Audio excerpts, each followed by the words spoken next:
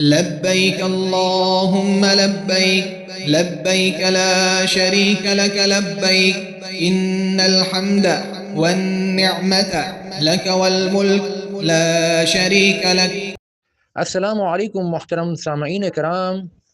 Programme طریقہ حج و عمرہ درجہ بدرجہ کے سلسلے کے ساتھ آپ کا میزبان اسد اللہ غوری آپ کو پروگرام میں خوش آمدید کہتا ہے. محترم سامعین، جب ہم اور آپ موسم حج میں حجاز مقدس کی سرزمین پر قدم رکھتے ہیں تو جہاں ضیوف الرحمان کا ایک ہی نعرہ ہوتا ہے اور وہ ہوتا ہے مکۃ المکرمہ کے سفر میں لبیک اللہم لبیک لبیک لا شریک لک لبیک ان الحمد والنعمت لک والملک لا شریک لک. اسی طرح سے وہاں پر جو میزبان ہوتے ہیں، جو مقامی ہوتے ہیں، جو ہوٹلز ہوتے ہیں، وہاں پر ایک اور نعرہ آپ کو عموماً سننے کو بھی ملتا ہے اور پڑھنے کو بھی ملتا ہے. گو کہ ہے تو وہ عربی جملہ لیکن خود بخود دلوں میں ایسا اترتا ہے گویا کہ اس کی مٹھاس قلب تک پہنچ جاتی ہے. اور نہ صرف یہ بلکہ اس جملے کو ادا کرنے والا یا جہاں وہ جملہ لکھا ہو وہاں پر کھڑا ہونے والا ایسے لگتا ہے جیسے کہ آپ کی خدمت کے لیے ہی یہاں پر منتخب کیا گیا ہے. اور وہ جملہ ہے خدمت الحجاج شرف لنا، یعنی کہ حجاج کی خدمت ہمارے لیے اعزاز کی بات ہے، کیونکہ یہ تو اللہ کا وفد ہے، یہ تو اللہ کے مہمان ہیں. ان سے تو کسی قسم کی ناراضگی مولنی ہی نہیں ہے اور ان کو ہر وقت خوش رکھنا ہے، ان کی خدمت کرنی ہے، ان کے حکم کو بھی بجا لانا ہے جو کہ یقینی طور پر وہ حکم جس سے ان کو کوئی جائز فائدہ ہوتا ہو. بالکل اسی طرح ہماری سرزمین پاک کے گوشے گوشے چپے چپے سے مختلف زبانیں بولنے والے، مختلف شعبہ ہائے زندگی سے تعلق رکھنے والے بہت سارے حضرات و خواتین اپنے نام کے ساتھ خدام الحجاج لکھنے میں انتہائی فخر محسوس کرتے ہیں. اور نہ صرف یہ کہ یہ ان کے لیے ایک اعزاز کی بات ہے بلکہ وہ اپنی زندگیوں کو وقف کر دیتے ہیں ضیوف الرحمان کی خدمت کے لیے، ان کی تربیت کے لیے، ان کے سفر کے حوالے سے ان کی آگاہی کے لیے. بات یہی ختم نہیں ہو جاتی بلکہ ان میں سے بہت سے تو ایسے بھی ہوتے ہیں جو ہر سال سالوں سال سے وہاں الحرمین الشریفین پہنچتے ہیں اور وہاں کی سرزمین پاک پر بھی جا کر ضیوف الرحمان کو خوب خوب آگاہی دیتے ہیں، خوب خوب تربیتی پروگرام منعقد کرتے ہیں اور صبح و شام بنا تھکے خوب خوب خدمت کرتے ہیں ہمارے ضیوف الرحمان کی. ہماری خوش قسمتی کہ آج ہمارے پروگرام میں ایک ایسی شخصیت مہمان ہوئی ہے جو کہ خود کو خادم الحجاج کہلانے میں انتہائی فخر محسوس کرتی ہے، بلکہ یوں کہنا چاہیے کہ انہوں نے اپنی زندگی کو ایک طرح سے ضیوف الرحمان کی خدمت کے لیے وقف کیا ہوا ہے. یہ نہ صرف یہاں وطن عزیز میں بلکہ موسم حج میں وہاں الحرمین الشریفین پہنچ کر ضیوف الرحمان کی خدمت و تربیت کرتے نظر آتے ہیں. تو آئیے ہم آپ کا تعارف کراتے ہیں. آج ہمارے مہمان ہیں محترم کرنل ظفر اقبال عاصم صاحب. کرنل صاحب کا تعلق انتہائی خوبصورت علاقے یعنی ہمارے وطن عزیز کے انتہائی حسین مناظر رکھنے والے ایک علاقے تلا گنگ سے ہے، چکوال سے ہے. تو آئیے ہم کرنل صاحب سے کچھ باتیں معلوم کرتے ہیں اور ساتھ میں یہ بھی بتاتا چلوں کہ آج کل کرنل صاحب کی سکونت راول پنڈی میں ہے اور یہ وہیں زیادہ تر ضیوف الرحمان کی خدمت میں لگے رہتے ہیں. السلام علیکم محترم کرنل صاحب. وعلیکم السلام ورحمۃ اللہ وبرکاتہ. جی غوری صاحب بہت شکریہ، بڑی نوازش، آپ کے رابطے کا بہت خوشی ہوئی. حضرت والا، جیسا کہ میرے علم میں ہے کہ آپ خود بھی ماشاءاللہ ماسٹر ٹرینر ہیں، تو بلکہ میں تو یہ کہوں گا کہ چیف ماسٹر ٹرینر ہیں ماشاءاللہ آپ. تو یہاں سے جو سرکاری سرپرستی میں لوگ جاتے ہیں تو کیا وہاں سرکاری سرپرستی میں تربیتی پروگرام بھی منعقد کیے جاتے ہیں ضیوف الرحمان کے لیے؟ اب پاکستان میں تو کسی حد تک آسان ہوتا ہے کہ کوئی ہال یا کوئی آڈیٹوریم لے لیا جائے اور ملٹائی میڈیا لگا کر تو ایکسپرٹ جو ہیں وہاں پر ٹریننگ دیں، تو کیا یہ سب کچھ وہاں بھی ممکن ہو پاتا ہے؟ اور یہ بھی بتائیے گا کہ یہ ایک بڑی مشہور تنظیم ہے پاکستان حج والنٹیئر گروپ کے نام سے، تو کیا اس کو سرکاری سرپرستی حاصل ہے یا یہ نجی ادارہ میں سمجھوں اس کو؟ اور آخری اس ضمن میں یہ پوچھنا چاہوں گا سوال آپ سے، اس کا ذیلی سوال، کہ ضعیف الرحمان تو صبح سے شام تک اپنے عمرے میں اور طواف کعبہ میں اور وہاں حرم کی نمازیں پڑھنے میں، ظاہر ہے ان کو تو اس وقت یہی سارے کام کرنے ہیں جو کہ ان کے لیے اولین ہیں، مصروف ہوتے ہیں۔ تو ایسے میں جو ضعیف الرحمان کی رہائش گاہیں ہیں، مثلا عزیزیہ میں، بتھائے قریش اور اسی طرح سے مختلف مقامات پر، ان کے گرد و نواح میں یا پھر جو بھی آپ ارینجمنٹ کرتے ہیں، اس میں اوقات کار کیا رکھا جاتا ہے کہ یہ زیادہ سے زیادہ شرکت کر سکیں آپ کے پروگرامز میں، تاکہ ان کو زیادہ سے زیادہ استفادہ کر سکیں؟ جو سرکاری عازمین حج ہیں ان کی رہائش گاہوں میں حکومت پاکستان تربیتی سیشنز کا اہتمام کرتی ہے، اور اس میں مختلف ادارے اپنا اپنا کردار ادا کرتے ہیں، جس میں اہم جو ہیں وہ القریٰ یونیورسٹی مکہ مکرمہ کے طالب علم، اور اس کے علاوہ یہاں مکہ مکرمہ میں ایک نہایت مشہور تنظیم پاکستان حج والنٹیئر گروپ، یہ دو زیادہ اہم ہیں جن کے تربیتی پروگرام ہوتے ہیں۔ پاکستان حج والنٹیئر گروپ کے جو پروگرام ہوتے ہیں وہ ملٹی میڈیا بیسڈ ہوتے ہیں، ویڈیو بیسڈ ہوتے ہیں، اور اس میں پاکستان کے ایکسپرٹ جو ماسٹر ٹرینرز ہوتے ہیں وہ حصہ لیتے ہیں، اور عموماً یہ عصر کی نماز کے بعد اور عشاء کی نماز کے بعد ہوتے ہیں۔ اور جن جن بلڈنگز میں حجاج کی آمد ہوتی جاتی ہے وہاں پہ پھر اس لحاظ سے پروگرام ترتیب دیا جاتا ہے۔ ایک دن یا 2 دن پہلے حجاج کرام کی بلڈنگز میں اس تربیتی پروگرام کے نوٹسز لگا دیے جاتے ہیں، اور حجاج کرام پھر عموماً وہاں ان دنوں میں مغرب کی نماز ادا کر کے اپنی بلڈنگ میں پہنچ جاتے ہیں، اور رات کو عموماً عشاء کے بعد دیر رات کے تک ہوتے ہیں پروگرام، اور اس کے بعد خوب اچھی طرح سے سوال و جواب کے سیشن بھی ہوتے ہیں۔ بہت شکریہ حضرت، بات ادھوری رہ جائے گی اگر تو ہم نے نجی حج اسکیم کے حوالے سے تربیتی پروگرام کے معاملات نہ ڈسکس کیے، تو ہمیں ذرا یہ بھی بتائیے گا کہ کیا نجی حج اسکیم کے حوالے سے بھی ان کے اپنے ٹریننگ پروگرام ہوتے ہیں؟ کیا ان کے ساتھ بھی علماء کرام جڑے ہوتے ہیں؟ اور کیا دیگر ادارے بھی نجی طور پر وہاں کوئی ٹریننگ کا اہتمام کرتے ہیں؟ نجی اداروں کے جو ہیں وہ عموماً وہ بھی ہوتے ہیں، لیکن وہ پھر نسبتاً کم ہوتے ہیں، کیونکہ جو پرائیویٹ حج ٹور آپریٹرز ہیں ان کے اپنے گروپس میں بھی علماء بھی ہوتے ہیں اور ٹرینرز بھی ہوتے ہیں، تو کچھ وہ اپنے طور پر کرتے ہیں، لیکن جو ملٹی میڈیا بیسڈ ہیں وہ بھی الحمدللہ کئی سارے پرائیویٹ جو ٹور آپریٹرز ہیں وہ اس کا اہتمام کرتے ہیں۔ جزاک اللہ محترم، آپ نے بڑی خوبصورتی سے چیزوں کو بیان فرمایا۔ اب یہاں پر میرے ذہن میں ایک چھوٹا سا سوال یہ اٹھتا ہے کہ چلیے یہ تمام چیزیں ہو گئیں اور وہاں پر لوگ آ بھی گئے اور ہم سب بیٹھ بھی گئے اور بیان کرنے والے بیان بھی کر رہے ہیں، تو اب میرا مدعا یہ ہے کہ آخر بیان کیا جاتا ہے؟ کیا ان نشستوں کا بنیادی مقصد ہوتا ہے؟ آخر کیا سکھانے نکلے ہیں یہ ضعیف الرحمان کو؟ چونکہ میرا خیال یہ کہ اب تو 1-2 دن کے بعد ان کو وہاں مینا چلے جانا ہے، اور پھر وہ حج کے جو 1 2 3 4 5 یا پھر 6 ایام ہیں وہ گزارنے ہیں۔ تو ذرا ان نشستوں کا بنیادی مقصد تو ہمیں سمجھائیے آپ، تاکہ پھر یہ ہے کہ سننے والے زیادہ توجہ سے اس کو سنیں اور اس سے خوب استفادہ بھی کریں۔ ان تربیتی نشستوں کا بنیادی مقصد یہ ہے کہ حجاج کو حج کے 5 دنوں کے بارے میں آگاہی دی جائے، اور ان مقامات کے بارے میں، خصوصاً مینا کے بارے میں، کیونکہ مینا کے 5 دنوں میں حجاج کا سب سے زیادہ وقت، بلکہ مجھے یوں کہنا چاہیے تھا کہ حج کے 5 دنوں میں حجاج کا زیادہ وقت مینا میں گزرتا ہے، اور مینا میں ان کو مکتب، ان کی روڈ، سڑکوں کے بارے میں اچھی طرح سے آگاہی ہو جائے تو پھر ان کا حج آسان ہو جاتا ہے۔ تو مناسک حج کو بہت اچھی طریقے سے کور کیا جاتا ہے، اور مقامات حج کو بھی کور کیا جاتا ہے۔ بہت خوب جناب جی، خوش ہو گیا اور بات سمجھ میں آئی کہ مجھ جیسی موٹی عقل رکھنے والا بھی اگر تو کبھی اپنا سبق بھول جائے یا سبق کمزور ہو تو دہرا سکتا ہے اور نئے سرے سے چیزوں کو تازہ بھی کر سکتا ہے، نہ صرف یہ بلکہ بہت سارے نئے معاملات بھی سیکھ سکتا ہے۔ تو گویا ثابت یہ ہوا کہ ضعیف الرحمان خواہ اپنے علم میں کتنے ہی بلند کیوں نہ ہوں یا کتنے ہی کمزور کیوں نہ ہوں، انہیں چاہیے کہ وہ یہ تمام کی تمام نشستیں ضرور بضرور لیا کریں، حاضر ہوا کریں، تاکہ ان کو سیکھنے سکھانے کے عمل سے جو ہے بہت کچھ استفادہ ہو سکے۔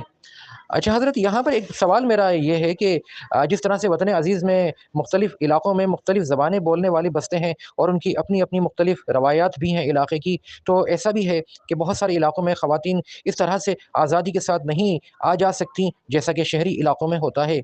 تو اب ان خواتین کو وہ حضرات لیتے ہوئے کہیں جاتے ہوئے تھوڑا سا جھجکتے ہیں اور پردے کا بے انتہا خیال رکھا جاتا ہے۔ میرا سوال آپ سے یہ ہے کہ کیا ان نشستوں میں خواتین کو علیحدہ سے بٹھانے کا انتظام ہوتا ہے؟ کیا پردے داری مقصود ہوتی ہے تو وہاں پر اس کا بھی اہتمام ہوتا ہے؟ اور یہ بھی کہ جناب میٹنگ تو ہو گئی اور جناب بہت ساری چیزیں بیان بھی کر دیں، لیکن میرے ذہن میں تو لاتعداد سوال ابھر سکتے ہیں۔ ایسے موقع پر اگر میں نے اپنے سوالات نہ پوچھے یا میرے سوالات کے جوابات مجھے نہ ملے تو میں تو تشنا رہ جاؤں گا۔ تو کیا سوالات جوابات کا بھی کوئی سیشن ہوتا ہے ان پروگرامز کے اندر؟ ان نشستوں کے لیے خوبصورت multi media system, projector, sound system کا اہتمام ہوتا ہے۔ لیڈیز کے لیے علیحدہ پروجیکٹرز لگائے جاتے ہیں اور مرد حضرات کے لیے علیحدہ پروجیکٹر لگائے جاتے ہیں، اور وہ عمارتیں یا بلڈنگز جن میں حجاج کی تعداد زیادہ ہوتی ہے وہاں پہ ملٹیپل پروجیکٹر اسکرین لگائی جاتی ہیں، حتیٰ کہ بعض اوقات تو 3 سے 4 اسکرین بھی لگائی جاتی ہیں تاکہ ہر حاجی کو ایکسیس ہو کہ کیا دکھایا جا رہا ہے، اور اس کے بارے میں پھر تفصیل سے بعد میں وہ کلیریفیکیشن بھی سوال و جواب میں پوچھ لیتے ہیں۔ جزاکم اللہ خیر حضرت میرے ذہن میں ایک خاکہ آیا ہے، آپ یوں سمجھ لیجئے کہ عزیزیہ کا مقام ہے، ایک ہوٹل ہے، اس کی لابی ہے یا اس کا ایک بہت بڑا ہال ہے جس میں پردہ داری کا خاص خیال رکھا گیا ہے، اور میں اس میں ایک سائل ہوں۔ انتہائی پچھلی نشستوں پر مجھے جگہ ملی ہے چونکہ میں بہت آخری میں پہنچا، چونکہ میں اس پروگرام کی اہمیت سے واقف نہیں ہوں۔ میں ذرا معذرت کے ساتھ کچھ موٹی عقل رکھنے والا ہوں، سبق بھی مجھے اچھا یاد نہیں ہے، بہت گھبرایا ہوا ہوں چونکہ سعودی عرب میں پہلی دفعہ آیا ہوں، بلکہ کیا عرض کروں کہ پہلی دفعہ ہی میں جہاز میں بیٹھا ہوں، بہت سے آداب سے واقف نہیں ہوں۔ مجھے پہلے سے لوگوں نے ڈرا دیا ہے کہ وہاں مینا میں جا کر لوگ بچھڑ جاتے ہیں، بھٹک جاتے ہیں، اور میرے ساتھ تو فیملی بھی ہے، اور اب صرف 2 دن بچے ہیں، مجھے یہاں عزیزیہ سے مینا منتقل کر دیا جائے گا، گویا کہ ایام حج شروع ہو جائیں گے۔ تو آپ ذرا بیان فرمائیے گا تاکہ میں آپ کے بیان کو سن کر کم از کم اپنی تیاری جس حد تک بہتر کر سکتا ہوں کر لوں، کیونکہ اس کے بعد تو مجھے موقع ملنا ہی نہیں ہے، تو یہی سب سے غنیمت وقت ہے اور سب سے قیمتی وقت ہے جب میں کچھ سیکھ سکتا ہوں ایام حج کو گزارنے کے حوالے سے، معاملات اور مینا کے محل وقوع کو بھی سمجھ سکتا ہوں اور مینا کی اہمیت کو بھی جان سکتا ہوں۔ بسم اللہ حضرت۔ مقامات حج میں مینا کو ایک خاص اہمیت حاصل ہے، اس لیے کہ ایام حج میں زیادہ تر وقت حجاج کو مینا میں ہی گزارنا ہوتا ہے، اور یہاں سے حجاج مختلف مقامات حج میں جاتے ہیں، سفر کرتے ہیں اور واپس یہاں پہ آتے ہیں۔ یہاں پہ اپنے خیموں کو اچھی طرح سے سمجھنا، وہ کس سڑک پر ہیں، کس زون میں ہیں، بہت ضروری ہوتا ہے، تاکہ حجاج جب کسی بھی دوسرے مقامات حج میں سے یعنی عرفہ میں سے یا طواف زیارہ کے بعد یا کنکریاں مارنے کے بعد اپنے خیمے میں واپس جانا چاہیں تو انہیں اس میں دشواری نہ ہو۔ اس لیے ہم مینا کے بارے میں کچھ ضروری معلومات آپ سے شیئر کریں گے۔ سب سے پہلے تو تھوڑا سا مینا کا محل وقوع۔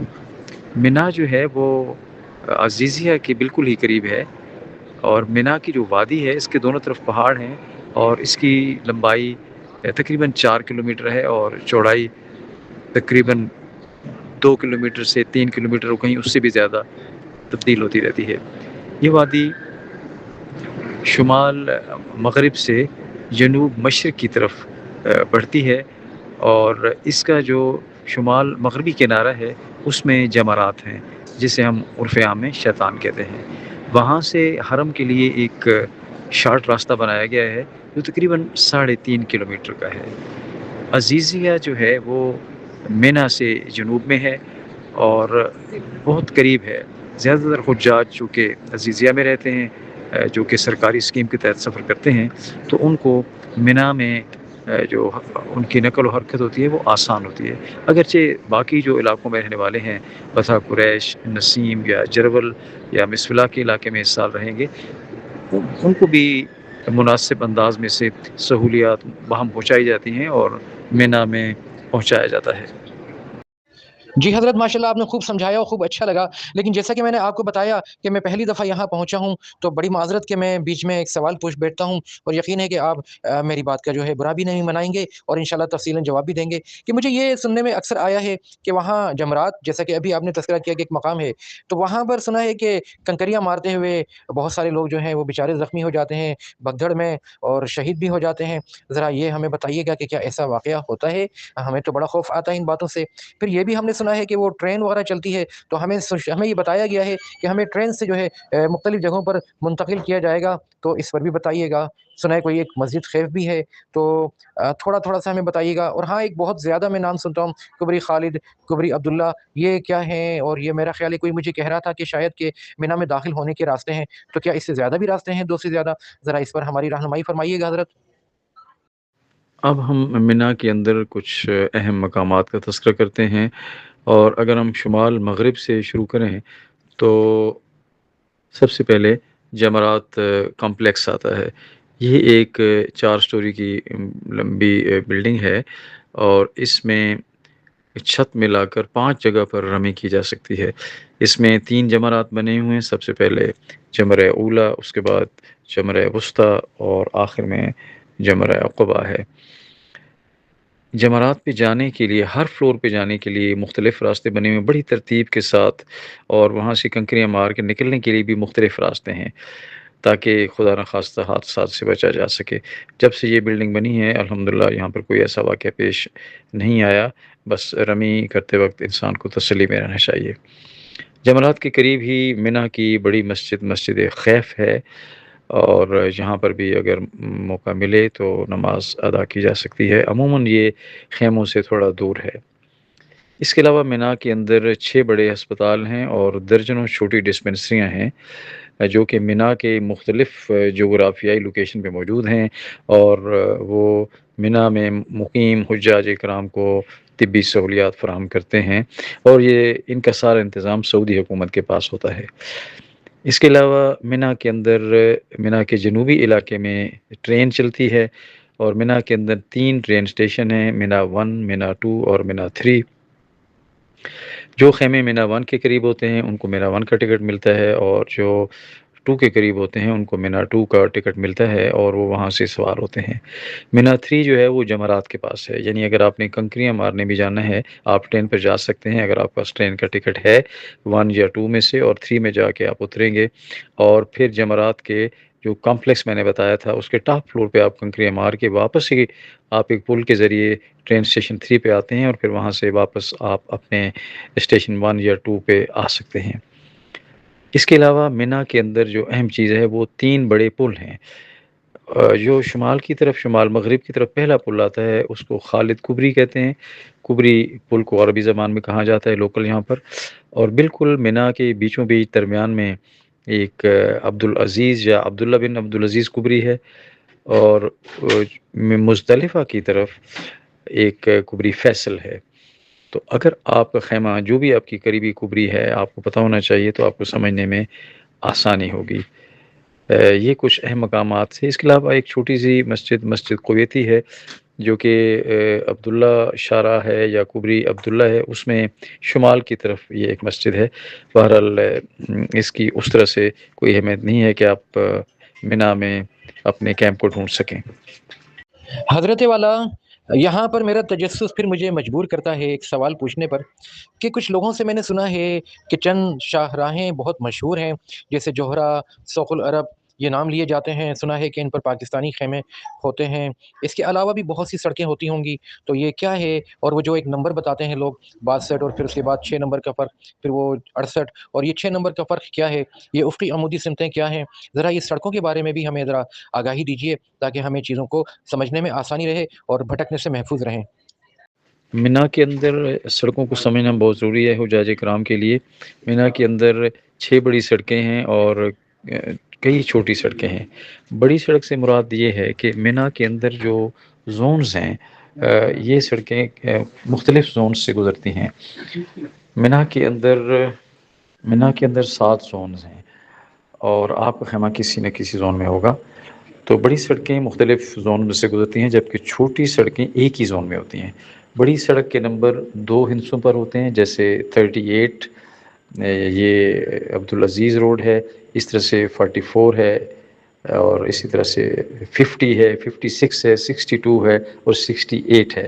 ان سڑکوں کے مختلف نام ہیں۔ یہ سڑکیں جو ہیں عرفات سے ہوتی ہوئی، عرفات سے شروع ہوتی ہیں، مزدلفہ سے ہوتی ہوئی مینا میں آتی ہیں، بلکہ ان میں سے جو 38 ہے عبدالعزیز روڈ اور 68 جو ملک فہد روڈ ہے، یہ حرم تک جاتی ہیں، اور باقی سڑکیں جو ہیں وہ جمرات کے پاس آ کے ختم ہوتی ہیں۔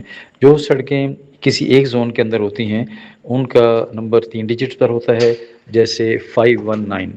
تو 519 سے مراد یہ ہے کہ یہ سڑک جو ہے وہ زون 5 میں ہے اور 19 نمبر سڑک ہے۔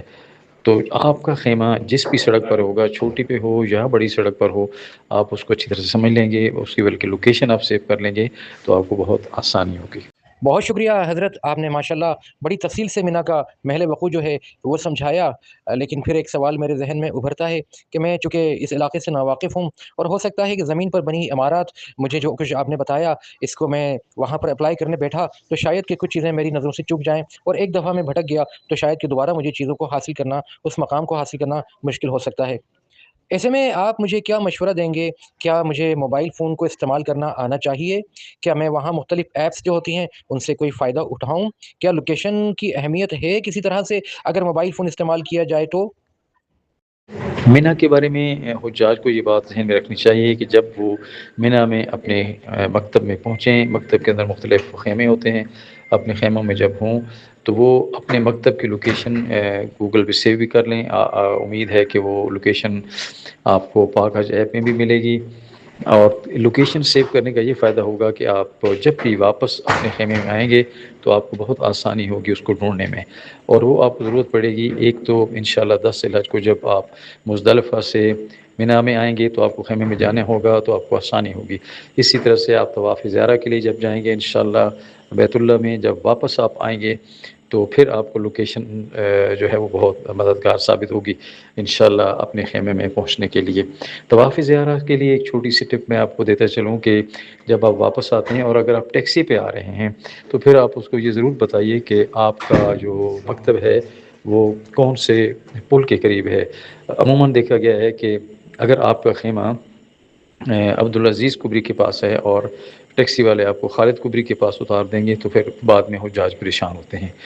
جزاک اللہ محترم، آپ نے ماشاءاللہ بہت ہی چیزوں کو اجاگر کیا بہت سے معاملات میں۔ پھر آپ نے طواف زیارت والی بات تو بہت ہی اچھی سمجھا دی، چونکہ سنا تو میں نے یہی ہے کہ ان دنوں میں ٹیکسی والے بھی بہت زیادہ پیسے لیتے ہیں، اور پھر وہ آپ جب اگر غلط جگہ پر اتر گئے تو پھر اپنے خیموں تک کیسے پہنچیں گے؟ تو اب مجھے جا کر احساس ہو رہا ہے کہ کبری خالد، کبری عبداللہ، اس قسم کی جو کبری یہ جو دو ہیں، اور وہ کبری فیصل، ان کی بہت ہی زیادہ اہمیت ہے اس دن جس دن طواف زیارت پہ جائیں، کیونکہ ظاہر ہے اندر تک تو مینا میں نہیں سمجھتا کہ رش کی وجہ سے ٹیکسیاں جا سکیں گی، تو وہ انہی کے دہانے پر کہیں سڑکوں کے کنارے پر اتار دیں گی جہاں سے پیدل آگے تک شاید جانا ہو سکتا ہے کہیں کچھ راستے مل بھی جائیں۔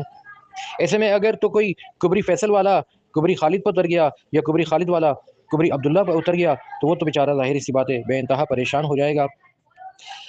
حضرت یہاں پر میں ایک یہ بات بھی سنی ہے، میں نے تو وہ سنی ہے تو میں یہاں کہتا چلوں کہ سنا ہے کہ پہلے دن تو ٹیکسی کے کرائے بہت زیادہ ہوتے ہیں، دوسرے دن کچھ کم ہو جاتے ہیں نسبتاً، تو فیملی والے اگر تو دوسرے دن جائیں ٹیکسی سے اگر جانا چاہیں تو ان کو کچھ سہولت شاید یہ ہو جائے کہ کرائے میں ان کو کچھ تھوڑا سا خلاصی مل جائے گی۔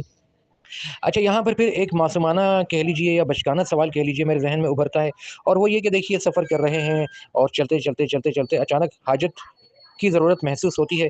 اب ایسے میں ہم جائیں تو کہاں جائیں؟ اب ظاہر لبے سڑک کیا ہمیں وہاں واش روم مل جائیں گے؟ ایک تو یہ سوال، اور ہاں یہ ضرور بتائیے گا کہ میں نے سنا ہے کہ وہاں واش روم کے سامنے لمبی لمبی قطاریں لگ جاتی ہیں، تو ان قطاروں سے بچنے کا کیا طریقہ کار ہے؟ ہم کس وقت وہاں سے اپنے خیموں سے یا اپنے بستروں کو چھوڑ کر واش روم کی طرف چلے جائیں کہ ہمیں رش کم ملے؟ مینا کے بارے میں ایک اور خاص بات وہاں کے واش رومز ہیں، جہاں پر نماز سے کچھ پہلے بہت زیادہ بھیڑ ہو جاتی ہے۔ اس لیے بہتر یہ ہے کہ ہر وقت حجاج کو وضو میں رہنا چاہیے، اور اگر سوئیں سو کے اٹھیں ہیں تو جا کے فریش وضو کر لیں، اور رش آور سے اگر آگے پیچھے وہ واش روم سے ضروریات کو پورا کر لیں گے تو پھر انہیں بہت آسانی ہوگی۔ جزاکم اللہ خیرہ، احسن الجزاء۔